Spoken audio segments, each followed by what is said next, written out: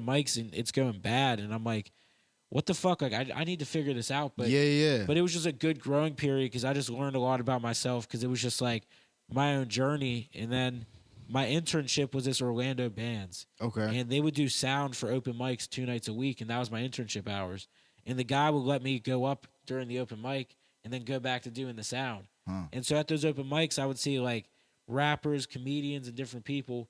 And the rappers that I saw, I would write down my information, give it to them, and I was like, I'm down to shoot music videos for you. I'm in film school. I'd be down to do it for like $50 a video because I just need I need people to practice on. Sure, yeah. Stuff like that. And I like your sound. And that's where I ended up becoming friends with like these two dudes who were like Fresco and Lacey, and like the two dopest dudes. And they just put me on so much game, and I was able to be like funny how I was around my friends, cutting up with them to the point where they're just like, yo, bro, you're funny. And they were like good at the back and forth shit. Yeah. And then they were like encouraging me with stand up, being like, oh, that needs to be a joke. Like what you just said, like your cadence there, that's how you need to be on stage. And I was like, oh shit. And I was hanging out with like the roommate one night. That's fire. And he saw me perform, and he was like, just hyped me up in a good way where he's just like, you have like the steps you need to take. And I don't know, just having those type of people. And then like I get to smoke with them now. Hell yeah, so real now shit. you have like friends to hang out with, and that's when they started doing the show called Live on the Lake. Okay. So it was all musicians, and they're like, why don't you host it? Just to like keep getting used to being on stage. Yeah. And that night was one of the worst bombs I've ever had in my life. Just because the way they set it up was when Orlando Band's my teacher, like my internship, like did all the sound that night. So like people in my internship are standing there when I'm on stage. And I'm excited to do it, but the way they set it up is they want you to do 5 minutes in between every act. Okay. I'm a year in. Yes. I have 2 minutes. Word. And 5 minutes between every act. I got 2 minutes for this whole show. Like, there's 7 artists. Yeah. Damn. I'm not good at math, but that's too long. Yeah. That's too long. Yeah, Like, facts. and so after like the third artist, I'm saying shit like, you ever take a poop and it hurt? And they're like, what? Like, you ever take a poop and it hurt? Like, I was like, yo, anyone ever get shot in the building? Literally, like, the guy was like, well, he's wearing a sweatshirt. And they're like, are you just stating facts now? Like, he's wearing a sweatshirt? What are you saying, dude? Like, what the fuck? And I was so hyped that night. And I parked in Florida, it was like this big lake house, so everyone like blocks each other in when they park. It just looks like some Fast and Furious, like early 2000 movies. Yeah. When you walk into a party. And I'm chilling with all of them, and I know all of them. So after the show, we're chilling at this bonfire, and I can't leave. My car's blocked in. I got to sleep there. So I just got to sit in the shit. Like, and just everywhere. stewing it, yeah. And so we're hanging out around this bonfire. We're passing around a blunt, and this one guy looks at me. The one that later gave me motivation once he saw me do stand-up in a stand-up setting. But he looked at me, he hits a blunt, he goes, yo, bro, at least you good with that camera. Fuck. And I was like, shut up. No, at least you good with that camera? Like, it was a compliment, but it was also like, don't do that. That's not my trade. No. Like, I'm not a cameraman. No. Like, yo. I know, because I did 2 music videos for them, but I was like, oh, my no. God. It was a compliment on top of stop doing that other, other thing. But do this. He was just like, Cootie. Yeah. Get off the stage, Cootie. No, word, like, no, real shit. Yeah, so that's... Stick to behind the camera. So that's where I was like, what the fuck? So the next show, I formatted it where I was like, I'm going to do 5 minutes up top, and then in between each one, I'll shout out people, do a minute or two, and then do that, and it went great. Yeah. But I was like, that wasn't the format. And I was just chilling. He's like 5 minutes in between each, and I'm like, hell yeah. And then I thought about it. I was like, I thought there was going to be like 3 artists. It's like, Jesus, when he said 7, I was like... Fuck, okay, well, shit. So that was just another humbling moment. Once you have those, you're like not okay with failing, but you just kind of understand like... what it takes to... And it's funny looking back on it. Like hilarious, each time it happens, you're just like... It's just a great story. Yeah, no, I mean, like, there's this saying, fucking Mike be saying, he's like, yo, we're either going to laugh that we accomplished it or laugh that we didn't. Yeah. I mean, like, exactly. Real shit. Like, I love that saying, man. So, I mean, like, and it's true, man. Like, we're either going to laugh because, hey, man, nigga, you pulled it the fuck off. Yeah. Like, you know what I mean? Or, like, shit, that was a stinker. You know what I mean? Nice try. Yeah, you know what I mean? So, man, no, I love that, man. That's fucking hilarious. So, all right. Do you think that, because, I mean, bro, as you were saying, and actually, fuck that. Before I get to that question, right? So who outside of comedy influenced you? Because, like you said, you know, Andrew Schultz, and like you have two of Charlemagne's books, which is very very dope. I think that's like I think his books are like just very good resources for like people not even like in entertainment. That's just like just good life advice and that shit. You know what I mean? 100%. So like, is there anyone out like any musicians, any like just again iconic figures that you just look to and it's like, damn, like if I just grab one trait from this person, like put it in my tool belt, like you know what I mean? Like I think I really like Earth Gang. And like, wow, and like the whole like they're dope. And the whole Dreamville crew. Yeah. Like JID, I love Smino. Like Smino's dope as fuck. Artists like them, just seeing like how they're like they're almost like the comedians building their own like team Facts. and force and stuff like that. And obviously growing up like Odd Future, just seeing how Tyler from the fact that he had like from the skits to creating like almost like that Jackass friendship vibe. Nuts. Where I think it was like the Black Jackass, where it was kind of like no, bro, for sure. And even with like Loiter Squad and his show. And like now Jasper's on Jackass and the new one and stuff. But yeah, even like Tyler now with like fashion, how he's dropping shit and just seeing catalogs. And I think that's what like people kind of don't understand about Kanye. And I didn't for a while, but he's so into fashion that like and like creating that when he drops an album, like even him performing in the rain and stuff like that, like there's just so many layers of how he wants to like get out to the people. It's just not just music anymore. Like you're kind of watching an experience. Like word up. I usually make time for a Kanye album, and I don't listen to the track like every once in a while because I think he drops it to make it like an actual full form thing. But I also think like him with Pete, he's just looking like a clown. Yeah, like, I mean, bro, we all have to sit through it and watch it, man. You know what I mean? But Baby Mama struggles. I would never understand. That's what I'm saying. You know what I mean? Like, and it is a funny thing. I was listening to a podcast where Pete's just like, let's meet up after. He does like a nickname for the kids like soccer game, and that's a little jab where it's like. Don't bring my son's soccer game. Yeah. You're at the game. You're also nicknaming my children. The fuck you doing? Yeah, like, how do you know his nickname? And like where he's just like, you're affecting our family. It's like our family. It's those little things where if you have a baby mom, where you're just like, I couldn't even imagine. I was real like, shit. Just that type of shit. Like even if it was my dog, I'd be pissed. Let Word alone up. if it was a human and shit. Like, so I understand, but he's handling it like he doesn't have any like. He has no drafts anymore in his tweets. Yo, he just like you're stupid. His life has no drafts. It's you're just stupid now. That's funny as shit. The drafts is cleared out. This is all real time thoughts. Yeah. You're getting them now. Like that's funny as shit. Nah, He's for wild. real. So I mean, is Kanye like up there for you just like as far as like people like who you I guess pull from as far as like just inspiration, energy, like. Yeah, just to see like in the same way where you watch like high fashion shows, and I never realized that the shit you see looks weird because they're like doing shit that they would want to try. They're like throwing shit at the wall to see what sticks. Real shit. So when I see his shit, it's just always different. But dude, Donald Glover, I mean, with Atlanta, I liked him before, even when he was doing like his like nerdy stand up and early YouTube shit. He even had like a YouTube movie was like called Nerd Squad or something. But like seeing him just transition with his like music and everything else. And Jordan Peele too, dude. Oh like, my gosh, I love Key and Peele growing up. He was on Mad TV growing up, and so like, and like even like in the no, but not to cut you for off, sure. man, but like even in the case of Jordan Peele, right? Within Key and Peele, you can see like Jordan's influence in like certain skits, because like some skits are just like they're funny as fuck, but then they'll just like take this dark ass real turn, and you're like that's Jordan on that. Like I'm sure he's written other skits for sure. Like obviously like on the show. Yeah. But that skit right there has him all over it. Like 100%. the dark turn that gets eerie, but it's still fucking funny. Like no, like he's for me personally, like definitely up there for me, man. Like I love Jordan Peele, bro. Yeah, he's the fucking man, dude. Like he just seems like he has all hits. Like his new movie, Nope. Yeah, I can't wait to see that shit looks dude. crazy like, too, man.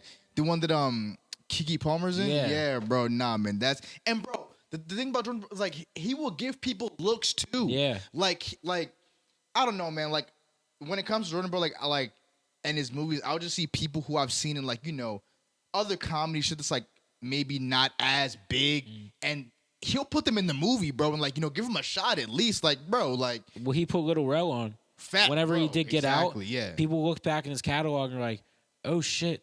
he's like a super funny stand-up. Yeah, and he started facts. getting booked in so many more movies. He had like that John Cena movie where like it's like some couple Fucking shit. Like, cock blockers, I think. Yeah. Like it's just the fact that like you said, he puts him on and it gives him that stamp of approval. 1000%. And he like saved like he was the comedic humor that like saved that movie and shit. Word like that. up, yeah, You know, for real, bro. No, for real, man. Now shout out to Jordan Peele, man. That's dope.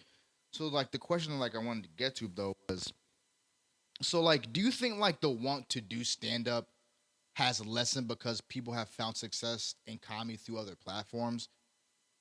No. I think like, all the other platforms lead back to stand up. It leads back to getting people to see you live.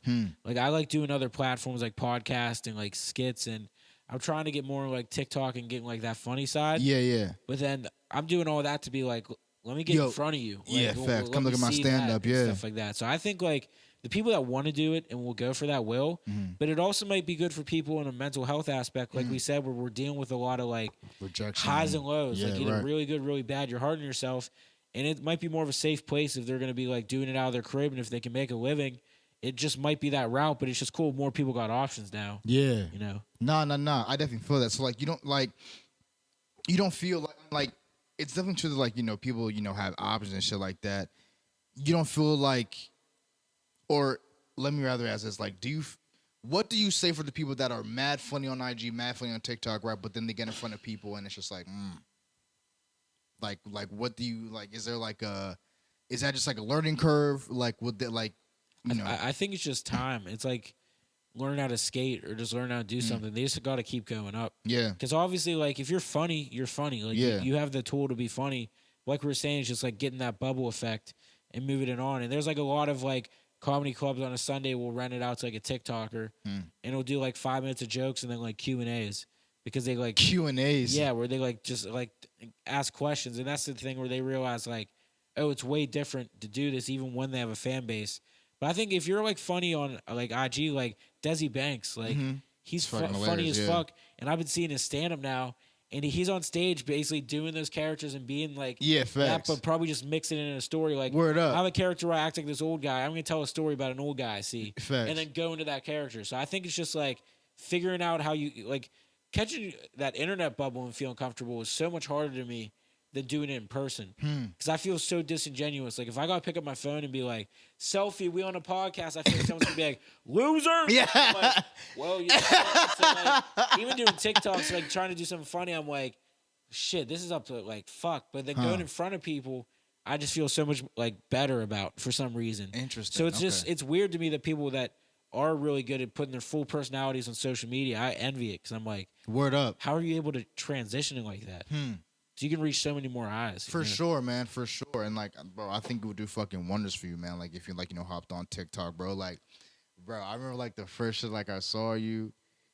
It was the cigarette bit, man. Yeah. Oh, bro, that was dumb funny, bro. I'm like, bro, because I don't know, man. Remind me what you said again, because like you were like, yeah, like I don't really fuck with smoking. Like anyone who's smoking cigarettes is like mad stressed, right? Yeah. So I was saying like I don't respect like the people my age that I'm around smoking cigarettes. But the type of dudes that I respect are like the older guys that hit it like a joint in Vietnam. Like every cigarette matters. And every hit matters. Like every hit, and as he's exhaling, he's like, "This mortgage is gonna kill me."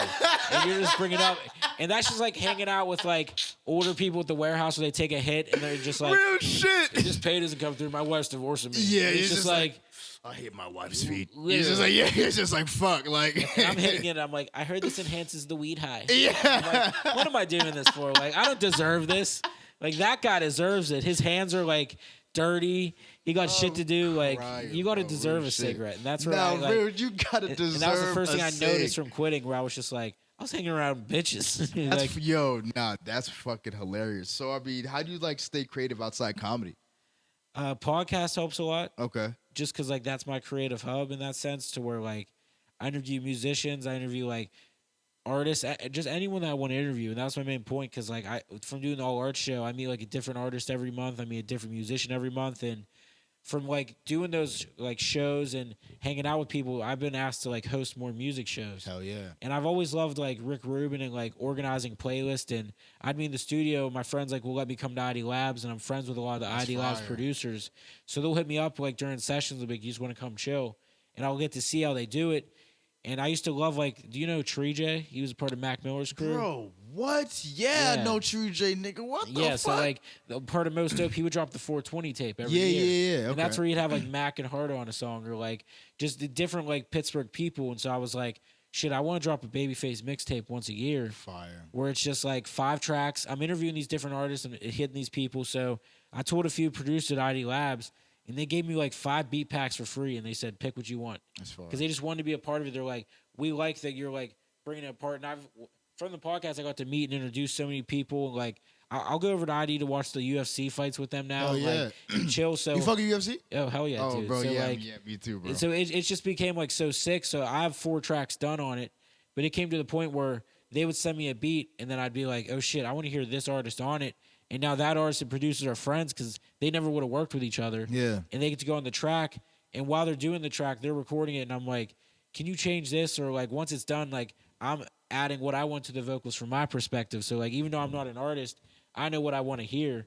And just being able to set that up and like have it organized, and the cover is just gonna be everyone who's on it is just a thugged out baby. It's just gonna be the Babyface tape. Just like we're all just thugged out baby versions of ourselves. But once I dropped that and I got to learn like how to pay artists, like hear them bitch about like doing shows and people don't know how to do it. Like hearing that's where I'm like, okay, once this tape drops, I'll do a show where everyone performs the tape. And then once I start doing music shows, it's not like I'm trying to like be a culture vulture because I don't know about it.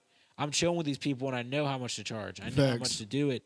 And I think it'll be like a clean transition into the music scene. So that keeps me creative because when I'm not doing stand up, I'm with like musicians, I'm seeing them, and you just get so much like inspiration on like 1000%, in general. man.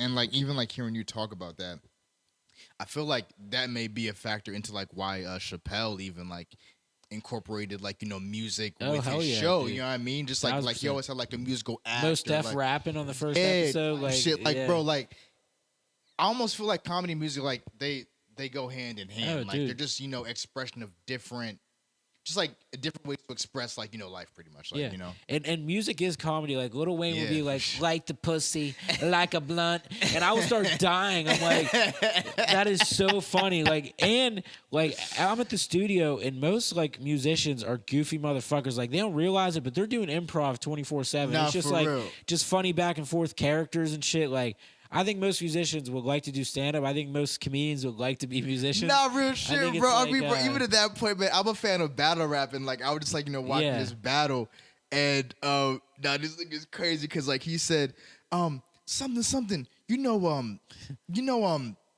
fuck, nah, he said something about the oven. Grandma's cooking the heat in your like open up the oven, the heat in your face. Fire, bro. I'm like, that's fire. Like, grandma's cooking, open up the oven, the heat in your face. They paint pictures. It's like poetry, dude. When they Bro, say that dead shit, it's ass like, poetry. It's like yeah. real aggressive, sweaty poetry. You know what I yeah. mean? Like with guns surrounding you. Yeah, You ever witnessed type like British drill rap? And Yeah. shit like that, where it's just like it just constantly sounds like they're riding a horse, like horse and buggy, doing my shit no huggy. I'm wearing a huggy. It's like I was like, dude, I just want to do just like I start skipping every single time I hear that shit. I'm Like crying. Yo, nigga say he's not there riding no horse. literally, dude. My friend I'm tossed it on, and I was like, crying, "Are we bro. about to like rob this place? Yeah. Like, before the 7-Eleven?" Word. Yeah, dude. Nah, bro, I that's know. funny as shit, man. So I mean, bro, even like speaking of I'm on the podcast, man. Like 138 fucking episodes, bro. Like fuck, Thanks, not dude. easy, man. Like grinding it out, man. So just like talk about how that came about, and just like like your whole process and doing that, setting that up, and Definitely. Well, while I was in Florida, I did a podcast that was just on SoundCloud, and I would interview an artist, like usually a musician, Yeah. and then at the end I would have them freestyle to like one of my Fire. favorite beats. That's so like, dope. but I would only make it Pittsburgh beats because I was in Florida, Ah, so they would have to okay, rap okay. over like Mac, Wiz, and all that stuff. So then when I moved back here, I started doing that all art show with my friend Ty. Okay. And I'm hanging out with all these artists after the show, and he lives right above it. So we would like just all kick it. And they're saying like the most fire, like crazy shit, hearing their backstories, so funny. And I'm like, how do I get like this green room effect on a podcast? And I think when one artist interviews another artist, it's less stale Sure. because you understand instead of like being like an outsider. Yeah. So I was like, shit, I have all these people every month. I'm meeting them on top of doing stand up and meeting people. I need to do this podcast, and I just want to have another venture to where if people liked what I did on there, it will go back to stand up. I just need shit to like replenish itself kind of creatively. So I would do that, and the musicians I'd meet, I would make a music break every week. So in the middle of it, I would like shout at an artist and be like, "Hey, you're gonna be the music break this week," and I like make friendships with them and shit like that. So it just started growing. Like I was doing it out of my friend's house, like moved in this dude's house. We were just doing it out of the bedroom, like, and it was weird, like having people sit there and then right there they saw like where you fuck, and you're just like, I hope, babe, like we can't fuck before the show because like they're sitting a half a foot away, like. Like we got Odors will be in the air, like if my roommate takes a bad enough shit, I'll be like, can you reschedule an hour? Like I just don't want you thinking Real this is who I am. shit, yeah. Like, that's the thing. Like it's not me who smells. You can never blame a shit because then you took the shit. Like there's I don't nothing want you to like. think this is who I am. It's like, crazy. First impression, this dude smells like shit. And I'm like, can't have it. Can't have it. Can't have it. Crying, No, bro. dude. That's funny as shit. So the next move, which I got my own apartment with my girl, and we got a loft, and it Yeah. just looked really dope, and I was able to Facts. film there, and that was sick. And then out of nowhere, I met these people at like Wavy Studios and What Productions. They have a studio up top, and then below the place they rent out, it's a whole like production like film studio. Yeah. And he was like, "Yo, bro, your podcast is cool, but you need to film it with like 4K cameras and have like backdrop." I'm like, "That's cool, bro, but I can't." Like, what the fuck Yeah. it'd be cool if I had a Benz too. Like, what the fuck are you talking about? Yeah. And they're like, "No, like we want you to do it here for free." And I was like, Oh shit. "What the fuck?" So now I started showing up, and I went from setting up 3 cameras myself, and like you're looking at the cameras, it's taking you out of the moment because you're like, "Is everything on?" And you're Yeah. so stressed, but. He had his camera set up, all the lights set up, and then all I had to do was bring my audio shit. And when I leave, he'd give me a hard drive with the video, so I could just go home and edit. And it was like, it was a game changer, and it made shit look legit. For sure. So now I moved into a new place by myself, and I made sure it was a 2-bedroom. So now the other bedroom, I just moved in like a couple weeks ago. Yeah. Just got the futon in there. Right after this, I'm getting the vinyl poster of the podcast thing. Fire. I just bought 2 boxes, literally the same exact box. Like that's why I was like, hell yeah. Yeah. And just having that space now and knowing like the upgrades I needed, and now I want it back in my comfort zone in my Hell yeah. space. I'm just so excited to like. I feel like this is like the 3rd tier and almost coming on 200 episodes. I'm like, Crazy. just seeing it grow. Yeah, it's crazy. So now I know where it was more interview based, but now like just doing the first 10 minutes where I either talk about like my week or just like shit like that. And then get to the podcast. Like, Yeah. I need to incorporate more of myself. Yeah. Instead man, of, I was just so interview heavy. Yeah, you know, facts, instead facts. of just like cutting up. Yeah. Even ways now where you just like just having a back and forth like this instead of making an interview, you're good at like weaving in and out of shit. Word. And instead of like before when you first start, you want to like prove to the people how good your questions are. Nah, for real. And yeah. they're like, look how fire that question is. Like, I wasn't paying attention. Yeah. Like, fuck. It's like, Yeah, okay. nah, real shit, real shit. Nah, man, nah, you are funny. You say, yo, this is not, Yeah. yo, this is not who I am. No, it Yo, isn't. nah, the shit aroma is not me, man. No. Febreze that up, I man. don't even smoke cigarettes, but I lit one. Word up. Like- Just the fuck. Yeah. Nah, man. I mean, bro. So, I mean, you know, we're coming up on the end here, man. But like, I definitely want to talk about your event coming up like next Friday. Like, how long have you been doing that? How did that come about? And just like, you know, explain to somebody, you know, who may not know what's up with that. So we've been going on 2 years now Okay. doing it. It's my friend Ty's dad's bar. Okay. In high school, his dad had that bar, and he does music, and I do comedy. We always talked about like doing a show. Shit. Jamada. Yeah. So we always want to do it, and then his girl, she does art. She's a really dope artist as well. Okay. So we wanted to like put all of it together, and I just knew if you put comedy first, and then after that, like people will stay for the music show. Hell yeah. And then in between the intermission of comedy and music, they get to go up to the artist and check out their stuff, and they'll have a merch booth. That's fire. So we were just doing that nonstop, and it got to introduce us to like so many cool people. And once you produce a show, you kind of get to understand other shows and like how to get booked and who to reach out to. So yeah, it's cool as fuck. So it's at the Mount Troy Inn, and this week Ty's actually performing. Oh, dope. So he's gonna do it. I have 3 comics I really like, and then we have one other artist, Julian Atwater. Okay. He's really sick. He's gonna be performing, and yeah, and then we have another artist. Ty sent me his Instagram, but he just makes like very trippy and abstract. Like we had one artist like paint on a jean jacket and make like custom clothes on Fire, there. yeah. It's just like it's cool. Like I'll even make a joke like to a comic. I was like, any comics coming up, if you're bombing, like just look at the art. Like, just turn around like It's that's gonna be cool. dope art. Yeah, Bob facts. Ross is happening behind Yeah, you, which is sick. real like, shit. and stuff. So no, I love doing that show. So that's coming up this Friday, and then West Virginia on the 31st. It's the Red Eye and Beer Festival, and they're doing a comedy festival there, and I think it's like Thursday through Saturday, but I'm gonna be on the Thursday show. Dope. Definitely check that out. Bro, nah, for sure. I mean, Jeff, bro, thank you for fucking coming up. This is, your time to, like, plug anything, your page, the podcast page, you know what I mean? What you got coming up as far as, like, dates for your shows, man, feel Fuck free. yeah. We are going Jeff_Fieldhouse for any stand-up dates and shows. That's where I'll post all the flyers on my story. Facts. Same with Facebook. Like, if you're on that, that's, like, huge for comedy. Like, all the groups just to sign up for mics. So if you go on that, I'm on Twitter. It's all Jeff_Fieldhouse and all that stuff. At Babyface Assassin Podcast on all social media. This Monday is actually the start of the first episode in the new studio. Fire. So, yeah, please check that out. I'm really excited to get those started. And, yeah, do all that. And Babyface tape coming out very soon. I'm doing the last track. And once that's done, we're going to start organizing it. So if you want to check out kind of a mixed range of all that shit.